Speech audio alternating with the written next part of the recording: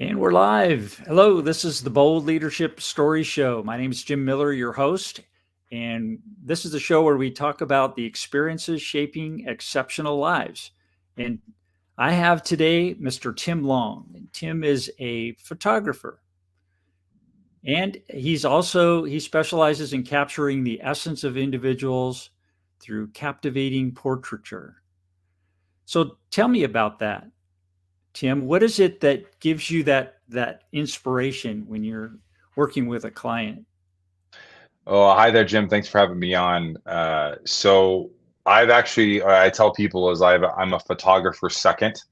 A lot of my life has actually been, I've probably spent 25 plus years as a professional facilitator and language teacher overseas and here in the States, Ah, and have okay. always been very gregarious and love being around crowds and interacting with people. Yeah. And so I really bring that to my photo work. And a lot of people are like, "Oh, I want to pose this and I want to pose that," and I tell people all the time that I don't pose. I'm more of a thematic kind of guy. I go off a theme, I go off a feeling, and I allow that to naturally allow the body and the face to kind of come up with what we're doing. I've had a friend call me a therapeutic photographer once because I'll sit and I'll talk and really get into your life a little bit more because that's more my style. And I feel like that just opens people up to maybe not the most exceptional portraits, but they're the most real, which I guess Mm. could be exceptional, but they're honest, they're straightforward. I do my best not to edit a whole lot. Like I'll edit and make sure that people look good, and obviously if you have like a pimple or something, I take that away. But I try to keep things as true to life as I can. Very, very good. What is it that you like to do the most with the photography and portraiture? What do I like to do the most? I would say if we're talking about who I like to work with, because people are people, you have faces all around the world. It's awesome. But if we're talking about who I like to work with, my favorite people so far have been entertainers, people And who why is that? are because they enjoy being in front of the camera, and Okay. they oftentimes need so very little direction. I feel like I'm working with someone else on a whole nother project because I'm never giving them anything to do. They're always, let me try this, let me try that, let me think this way, because they know I'm just going to keep going and they keep going, and there's this magic that gets created kind of in that process. Uh-huh. Versus with people who are not that, I have to wear 4 or 5 hats at once, which is part of the job, but it takes me out of the creative place Mm. because I have to manage them and manage me and manage this person and that person. And most of these people don't want to be photographed to begin with, let alone, actually get to a place where they look good. Right. Weddings and such, you have the father of the bride that just will not smile. Uh, that happens so very often. You have no Here, have a idea. cocktail. Yeah, exactly. Like have a few drinks. Let's see if we can make a joke. But those, I think, I really enjoying people. I do enjoy doing any kind of people, but the people who like being in front of the camera, those are my favorite. Very good. Okay. Yeah, I can see And then I that. think long term, I'd love to photograph like a member of royalty. Have you ever done that? No, I haven't. I had Okay. a friend of a friend who my dad did some work for a long, long time ago. Apparently, he had photographed long time ago the Queen of England, something Okay. like 20 years ago, and I was like, ooh, something like that would be cool. Saudi prince or king in Thailand or something like that. That would be ideal. And where it's like just this huge, big portrait that gets hung in the palace, just That'd be because, cool. just because. Yeah. Yeah, yeah. They have maybe a both. dip, maybe a diplomat or a president. I'll settle for that too. Yeah, so I'm picturing paintings, like Yes. is the old they would stand royalty would stand a certain way with their feet a certain way, and they would, Yeah, with give a them words, scepter or yeah, all the character. garb and very light background and yeah, something like that, but in a photo that would like where everything's coming together. We'd have all the props and they'd have their costumes and yeah, something like that. Beautiful. So what inspired you to wanna be excellent at making portraits for people? Hmm. Well, the excellent part is sort of just kind of how I am. I don't like to delve into anything, um, shall we say, half cocked. Hmm. And that's probably why it takes me a long time to pick anything, because if I pick something, I want to go full bore. And with photography, it was actually sort of accidental. I was doing some operations work probably 5, 6, 7 years ago, and I walked into Best Buy and I was like, what can I get today? It was just one of those things. I like tech. And there was this little, probably about yay big, a little orange drone. And Mm. this was before drones had gotten really, really big. Hmm. And I was like, oh, this looks like kind of fun. Why don't I pick it up and see how it is? And within an hour, I had gone back, returned it, bought a bigger one, and was like, it was like this. I got bit so hard, Jim. It was Oh like this, man, but it was like a disease spread through my body.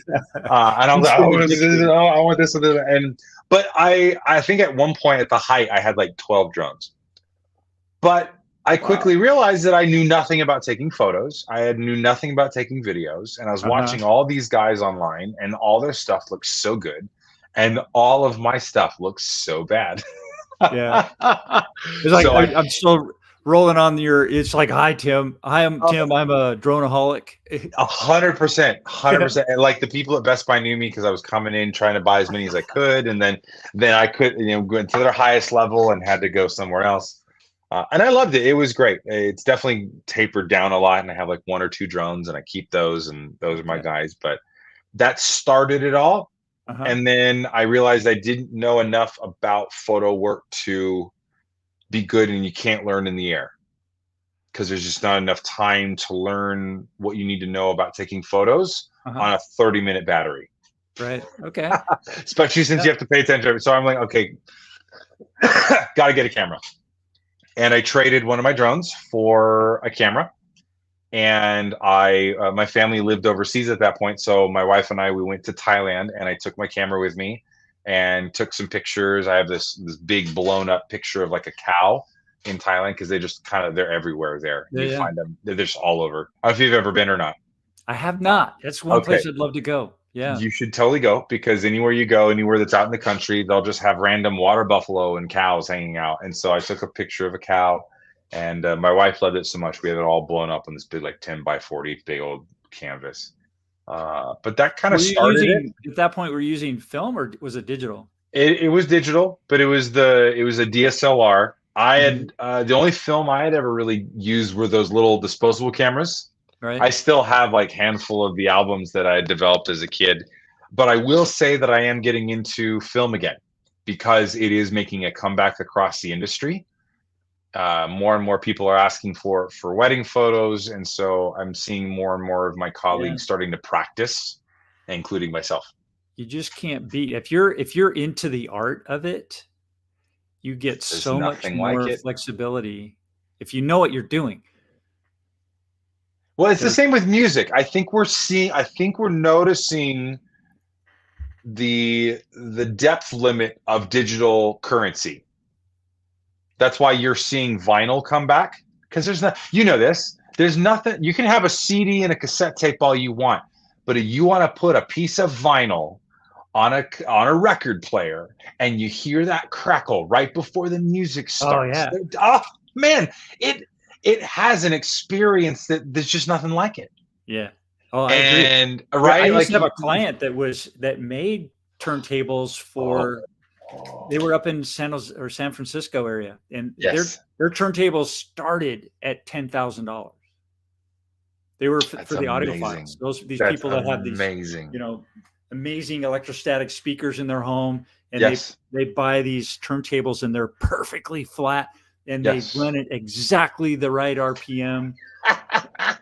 Yeah, and they're completely balanced and perfect, Mm. and it's like this in their homes. It's like this shrine almost of Oh, music, and you can tell they just love it. And when you hear that, it's so different. And I imagine it's like it's just you can't really explain it, but it's so much better. yes. And that's the It's way it just is with richer. film. I think is that it's just it's so much better. You can't, you can't really see it, but your senses pick it up. Yes, yes. It's almost like a sixth sense because you're just looking at it with your eyes, but there's a quality and a texture and an overall just Yeah. feeling to it that is just more natural.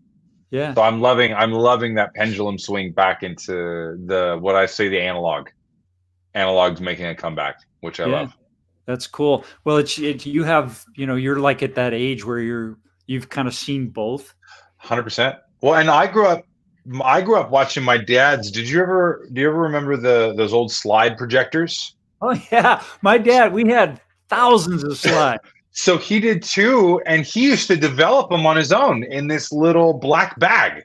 And so I remember watching him do those and be like, "Oh, that's cool. I wish I'd taken more interest now as an adult." But I Yeah. remember all that stuff. So I'm like, "Oh man, now I need a dark room." Yeah. Yeah. Like, when I was in college, I got into it, and we were doing black and whites, and Ansel Adams was a Yes. hero.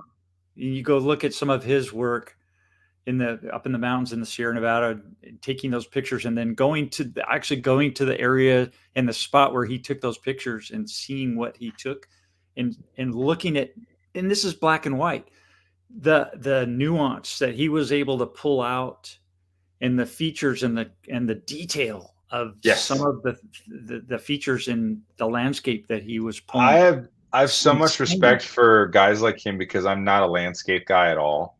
Yeah. And like Well, I've tried it and it's just so not my strength. And so when someone is good at it, I'm like, "Ooh, hats off to you. You're good at I'm what you sure it's do, the you same know?" with portraiture.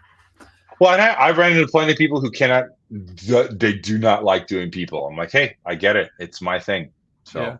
So, anyways, but yeah, I think all those things kind of got me started. And then it's actually, I'll have it right here. I'll make sure it's to you. Yeah, shows. This is what got me started in portrait. So I told you I traded one of my drones for a camera, and that's kind of Yeah, how it got me okay. Yeah. started. Yeah. So I got this kit from a guy, and I didn't know anything about cameras. So he had this little $50 lens, and they call it, anyone who's watching who knows photography, it's called the Nifty 50. Okay. And it basically gives you that nice little blur drop off that we all like. Mhm. But I didn't know this. And so I snapped a picture. Let me see. I snapped a picture of my wife. See Okay. if you can see her. Yeah. And I'd never taken a picture like this before. And when she saw this picture, it actually started to make her cry because she's like, I didn't know I looked like that. And then Uh, all of a sudden, this light bulb went off in my head and said, "Oh, I can take pictures that make people have so much emotion they cry." wow. And so this actually kind of started my desire to take it further with, I just thought I'd screw around, have fun with drones, and have a good time. And Right. then with her, I was playing around, and it was like, oh man, it was like the match that really lit my fire. And I've done it now twice, where I've made someone cry from an image. So it's a very rare thing to do for me. But when it happens, it's like it's the best juice. Oh yeah, I can imagine. Oh, I remember some instances where you take pictures, and back in the day, when you took a picture on a one of those little cameras and it was film, you had to Yes. wait a week or 2 or 3 to Yeah, get you had to your. go to Long's Drugs or CVS and wait for it to come back. And Yeah, and it's like a big deal. You look through, you get this little envelope, and you pull the pictures out, and you're looking at them, and you got your friend next to you, and then if you don't pre-look at them, and there's some that come out that are really bad, yes, you don't want people to see themselves in that way because it 100%. conditions their brain to thinking that they're ugly. Right. Is and in contrast, when somebody's like your wife saw that picture. And I think we're so used to thinking of ourselves as ugly. So if I can do such a good job that not only do you look good, but you have now tricked your brain into thinking that, oh my gosh, you look good, you really look good, and your brain is agreeing with you.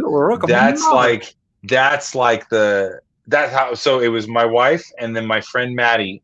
She had spent 5 years going to school and she hadn't smiled or whatever. And I took a picture of her laughing and I showed it to her and she just starts bawling. She's like, "Tim, I haven't smiled in 5 years." Oh, And it's one of those moments is like, can you capture that? And you don't know what that is, even in the moment of you think, oh, it might be that. No, no, no. It's can, and that's what I specialize in. I specialize in being in the human moment with mm, you. And hopefully my camera and I are right on point when that moment's happening. And more often than not, it is. Because I just trust myself to know how I am around people and to know people. I don't mhm. even promise this. I just know I know myself in those situations. I'll just tune into a cool conversation, or someone's laughing over here, or someone's shouting over there, or a kid fell over here and everyone turned and looked. So I'm looking at the one guy who didn't, or it's like Okay. just playing around with the way human beings interact. I think Yeah. that's what kind of sets me apart as a photographer, Okay. because most people don't have the background that I have. Not wrong, not bad, just different. So there's the leadership. Mm, That's, of course, the show's about stories of leadership.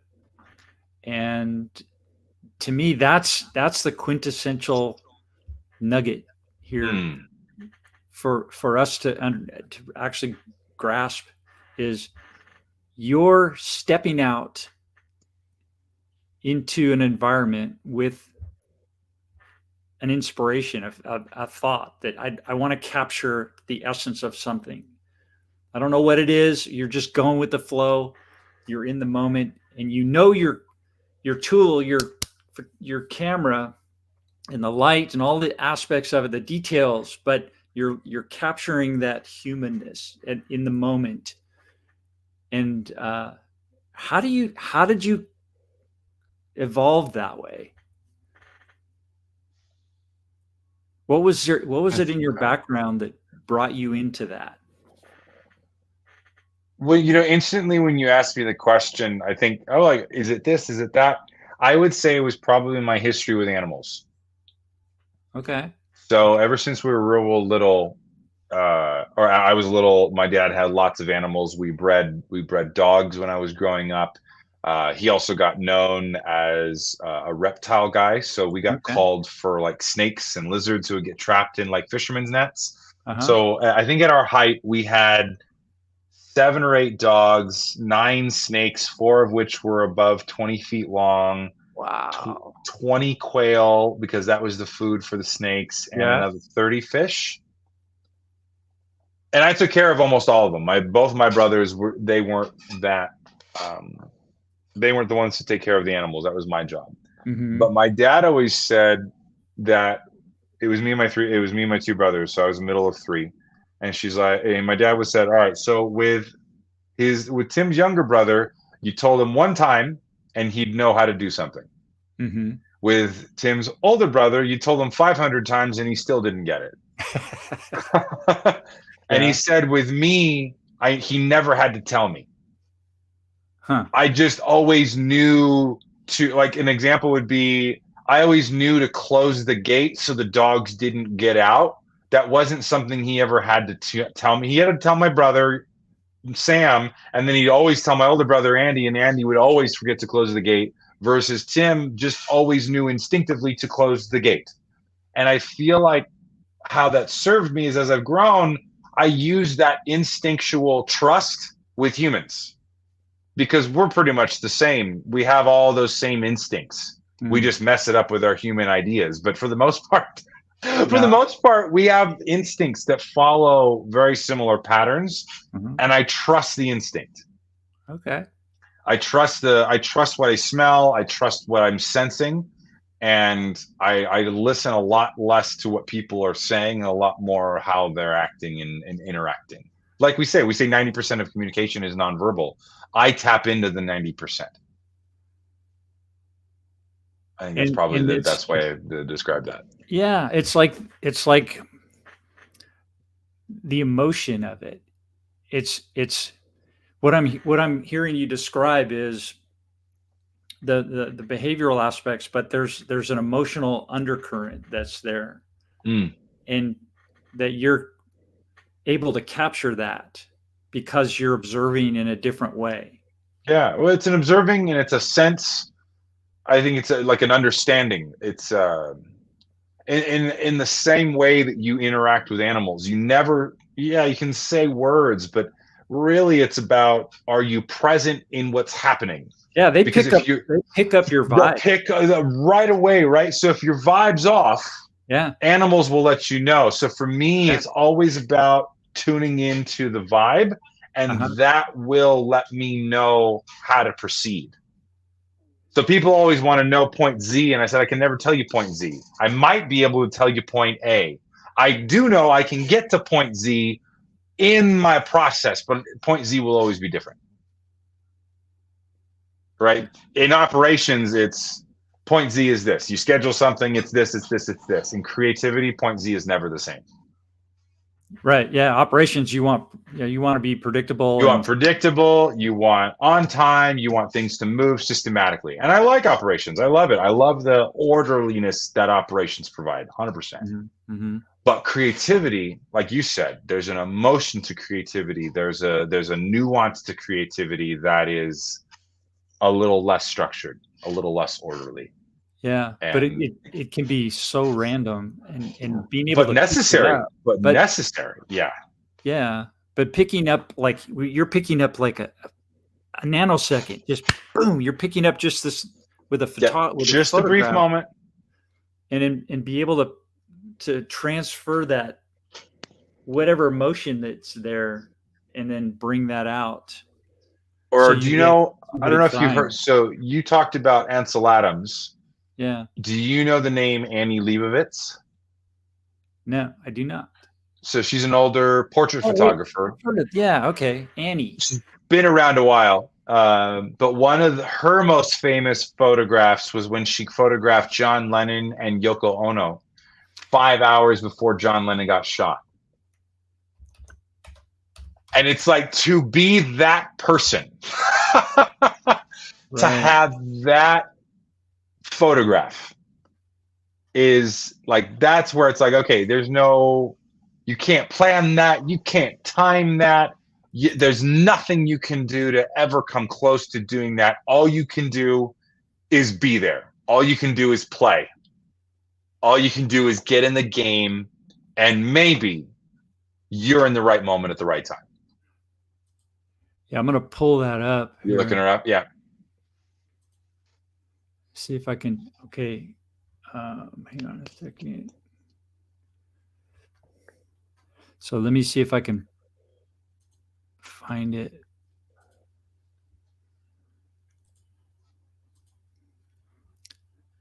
So which one are you talking about? Which one? I think it was, she did like a segment. Which one was it? I'm trying to remember here. I think it was all of the, there was like one. Let me see. John Lennon and Yoko. Cool stuff. Yeah, it was. I think it was that third one over with the black and white. I think it was that image or that set. Oh wait, no. It was go back down. There's another one. No. Sorry. There was a Rolling Stone one. Keep going down. John Lennon he's it's the one on, so far right, it's one where he's on the bed and it's color. Up one more. It's from this set, but these are the ones that they basically took before. There's another one. This one I think has been manipulated, but he's actually not clothed in those ones, and he's like cradling Yoko Ono, and it's a really, really provocative image. But yeah, it was 5 hours before he was assassinated. Wow. And it was just like, oh my Annie Leibovitz, is she one of your, like, she's my inspirations for sure. She I'm trying to remember who turned me on to her, but she's a portrait person through and through, and she really has a way with capturing people who are going through some really intense stuff. I bought one of her master classes several years ago, And Hmm. she was saying there's this one picture of this old lady and sitting there probably 5 or 6 hours before her death, and like she has a lot of these photos of people who are like right before they die, and Wow. that's also another one of my desires, is to work in that realm a little bit. Hmm. Maybe work with cancer patients or people who are terminally ill, and photograph and video their life before they pass, and really capture that memory. I'm all about that depth of emotion. I want that river to flow, man. Very cool. Well, it's just so So much humanness there, you know. The yeah. you and it's rare to find documents of it because Mm, when we take a portrait, just like you were talking about, everybody wants to be perfect, whatever that clean is, and cut. Yes. clean cut, but it's bringing out that humanness. Let's pull up your website Let's do it. and Yeah. Thank take a you for look these at. questions, by the way. I really appreciate it. Oh yeah, my pleasure. It makes it. This is fun. So tell us about your website. What do we do? So yeah, this homepage obviously, and there's a nice little slider banner there for some of my more prominent stuff. So portraits, weddings, boudoir, and families. It's kind of the ones I get asked for the most, majority of the time. And it's Hmm. also I love relationships, so the wedding industry is really really fun. And then if you scroll down a little bit about me, and then a quick little kind of an intro video. If you Yeah. want to, for people who are interested, want to know and kind of get a sense of how I talk and act, they get a sense. I really love this sweater, if you can tell. It's a buddy of mine. His name's Sam Newton. It's his brand. It's called Stay Creamy. He only makes these white turtlenecks, Okay. but they're super comfy, and I love the way they fit. Yeah. Um, Anyways, a little plug for Sam there. Yeah. That's And cool. we go from here. We scroll down. We have reviews. So if you want to see what people are saying about me, there's some stuff there. Wow. 7 days ago, 8 days ago, like you're in the mix. Well, there's some recent ones, and then there's ones that are 8 months and a year ago, and there's Yeah. just been a Oh, few that's more great. recent ones. But It's good to trying have to, that balance because yeah, you've got some that are recent and some longer term. So that's really good to see. yeah, So and portraits. then yeah, packages. So you kind of want to get a sense, or if you're looking for a particular type of package, I have several different kinds things, ones to offer: graduations, families. I even do travel for people who want to do that kind of thing. Hmm. Um, Nice. and then I think that's it. And then these are just some of the people who I've done work with, just some professional partners. Very good. Um, Very good. So yeah. if they're looking to contact you, they can go directly here and Yeah, you can go right there and contact me. There's also the black Ask a Question button that is there at every point. So if you want to go directly to me, if you want to take a quick look at my packages, um, just kind of hold that down. We won't go to, we'll have several different ones. If hey, I'm looking for a particular kind, or this is a brand new section. If you go right back to the drop down, I have a build your own section at the very bottom. see what that looks like. Yeah. And here, if you're not entirely sure if any of the packages really fit for you, you can go ahead and kind of custom build something for yourself. Kind of pick the Okay. pieces you want, do some add-ons, let me know how much time you want, let me know the adventure type, let me know your budget and any additional messages. And this seems to be like a good response so far. And but yeah, that's for a build your own. And this is all I'm doing. I'm building out packages for video right now. I don't have them, but I do have packages for photo. So that is, Okay. So let me see if I understand you. I understand the drone work, I think, and then second shooter would be another so if they photographer, want an additional person, yeah, either a second shooter for video or photo. and then multiple locations, multiple days, and then additional cameras. What does that mean? So if I'm doing podcasting, so if you want me to podcast with a single camera, or if you want me to add additional cameras, that requires double, sometimes triple the amount of work. So people would request additional cameras Okay. because And it would then add additional stuff to the quote. And when would somebody want premium audio? For a wedding. So I've done some weddings where there's no audio. So for a lower budget wedding or there's no vows, they don't want a mic that is mic'd up to them or no one's doing any toasts. So then audio wouldn't be an issue. Mm, But hey, I'm having my dad come from overseas. He is going to toast me at this time. I want that audio recording. Okay, great. You want me to pay attention like that? You can pay for premium audio. okay. Because that means that that's something I have to really pay attention to. Versus I've done several weddings where they're like, we just kind of want the experience and you get what you get. Cool. I won't even mic you up. No mic, no audio required. You let me do my thing. It's a cheaper gig. Okay. Nice Premium lighting, same idea. I'd bring, panels or big light sources for those people who want it. Or hey, we're outside, we don't need extra lighting. Great. Mm-hmm. Extra families. Families actually take quite a bit of work. So if you're talking about, hey, I'm booking myself for one family, great. Oh, I'm just going to add another family to it. No, you can't do that. Families take a lot of work, so extra families would be an add-on. Or you need to let me know that there's going to be extra families there. 4K quality as opposed to high definition. High definition is good, but everything's moving to 4K, obviously. And 4K is double the amount of work because it's double the amount of computing time and power.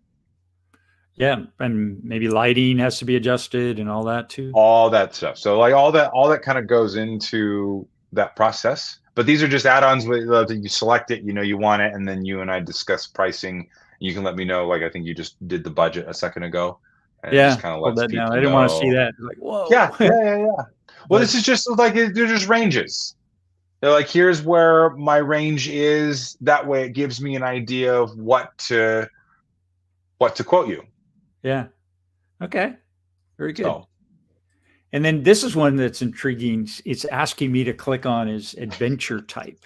Yeah. What kind of adventure are we going on? Okay. I love that. Is it your wedding? Is it an engagement? We're doing a portrait adventure, elopement. boudoir, travel. Yeah. I'm actually supposed to talk to someone about an elopement tomorrow. So okay. It's like, that's funny because I'm thinking elopement is like, oh, secret. We don't want to let anybody know, but you want pictures of that.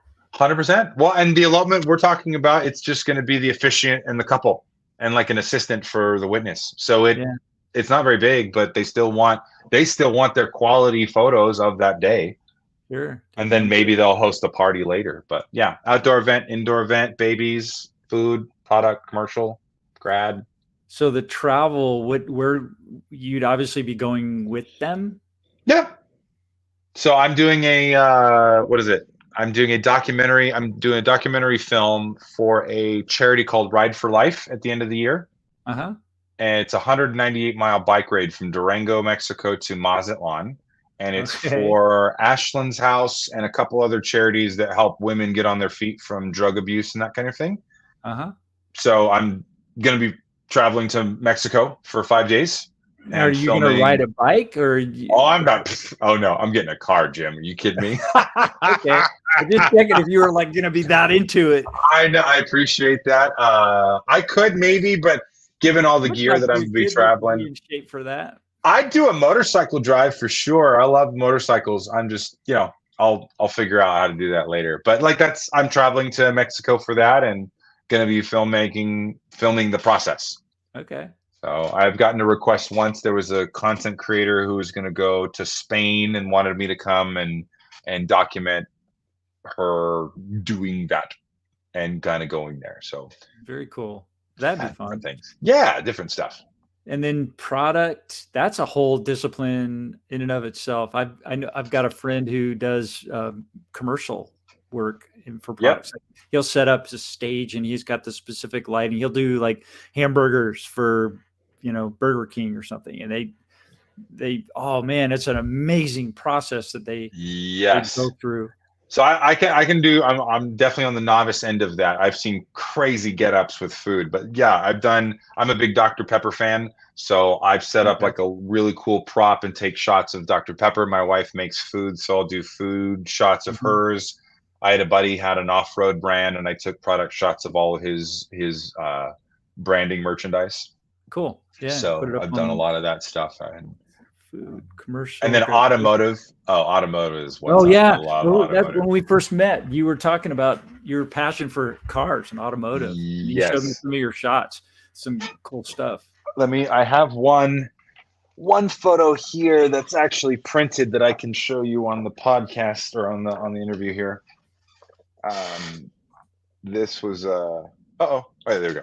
So this was a BMW, I think it was an M3 at a car event that I went to. So I thought it was just a beautiful wrap, and it was a Yeah. gorgeous day. So but Very I cool. really love car stuff just because cars are so different from people in terms of the way that you photograph them. Yeah. And with people, you're looking for emotion, and you're looking for softer lines, and you're looking for different ways to accent their particular expression. With cars, it's about, what do I want to say about cars? They're hard lines, they're fast edges, and it's pumping the texture and the clarity so that they just look sharp and angry and awesome. Like, Right. like you really can push the level and just you don't make do Yugos.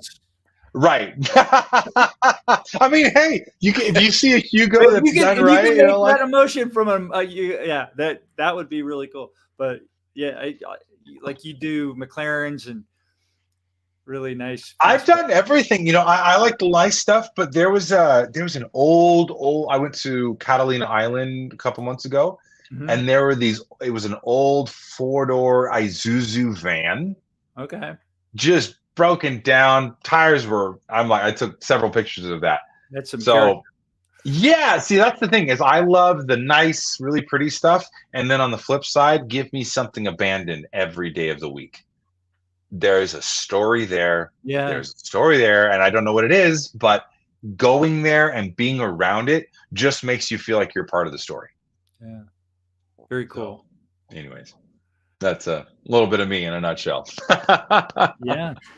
Well, this has been fun. I have we're almost Yeah, we're almost done there. Yeah. Yeah, it goes quick. I have one more question. You got time for one more? Let's do it. Awesome. Well, I asked this of everybody on the show, and it's this. Taking a look at your whole life, what was the boldest leadership decision that you've made, and what were the consequences? Boldest. I love that voice. Well, see, for me, I've always been called bold. So there's a lot of things I've done in my life that are bold. Okay. I live on the bold side. What's the boldest thing I've done?